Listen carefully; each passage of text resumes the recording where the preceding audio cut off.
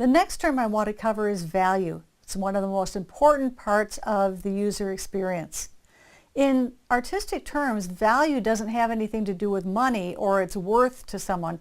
It's actually a range from light to dark. And in fact, in our world, it goes from pure white down to pure black. If you're working with pigments, think about starting with white paint and paint a square. Then add a drop of black paint to your white paint and mix another square. Continue adding black paint drop by drop and painting squares until you have squares ranging from white to black. The most important thing to realize about value is that value is not at all associated with color. It's easiest to identify value by looking at grayscale photographs, as they don't have any colors that will divide your attention. Artists would say this photograph has a full range of values because you can find areas of lightness or darkness that closely match most or all of your squares ranging from white to black. So how can hue be associated with value? We can see in the previous photograph that value can stand on its own. It can create a visual image we recognize, can read, and can process in our brains. So when we're looking at grayscale images, hue is completely removed from any conversation about the photograph. But with any hue, value is already there. You can't separate hue from value. Any color you can think of, blue, green, orange, violet, automatically has value associated with it. You can't have a hue without an associated value. For instance, yellow is often thought of as being light in value. But you can have a very dark yellow, which we would consider to be a dark green or a greenish brown color. Greens, blues, and reds all are capable of being very light or very dark, and sometimes those colors have their own names, like pink or baby blue. So if we're discussing a color or a hue, we know a value is automatically associated with that color. There's no universal scale for values. Some artists use value scales ranging from 1 to 5 or 1 to 10. Others use a scale of 1 to 11. If you look up grayscale value on the internet, you'll find websites that mention a value scale or a tonal scale. Value scales and tonal scales are essentially the same, although I'll be adding to your knowledge about tones in a later section of this class. While pigment value or tonal scales have no universal scale, the values associated with digital colors are a set number. That number is based on how the colors are built within the computer. In most digital photographs, there are a total of 256 levels of lightness covering the range of and including pure black and pure white. I need to give you a little sidebar here. When discussing digital color, the term brightness is often used instead of value, but that's not necessarily accurate.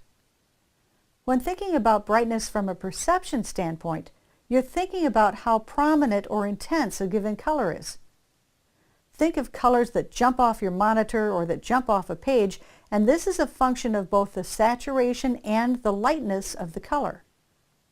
We haven't talked about saturation yet, but we will.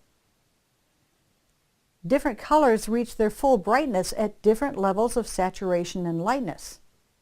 Yellow, for instance, has a light value when it's at its brightest. A truly bright red has a lower value than a light saturated yellow. A bright blue has a lower value than yellow or red. So the term brightness can be confusing. Nevertheless, the term brightness appears frequently, and if so, should be considered the same as value.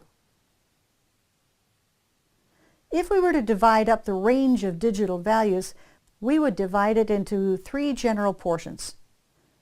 The first portion would be the highlights, the visual information that includes very light objects or very light colors that can hold detail within a photograph. A white wedding gown is a classic example of highlights in which you expect to see detail if you're looking at a photograph. The next portion is the midtones. Most photographs hold the majority of their visual information in the midtones, regardless of the color associated with that information. A red car photographed during the day would fall into the midtones. Most greenery in gardens fall into midtones. My golden retriever and some of the background floor and carpet in this photo fall into the midtones, but his eyes and nose fall into the shadow range. The third portion is called shadows, and, as you would expect, these are the darker aspects of any photograph. While we use the term shadow, don't confuse a visual shadow you cast as you walk along the sidewalk with the concept of shadow in relation to values. Shadow in this term means dark areas. In fact, they should be dark areas with detail.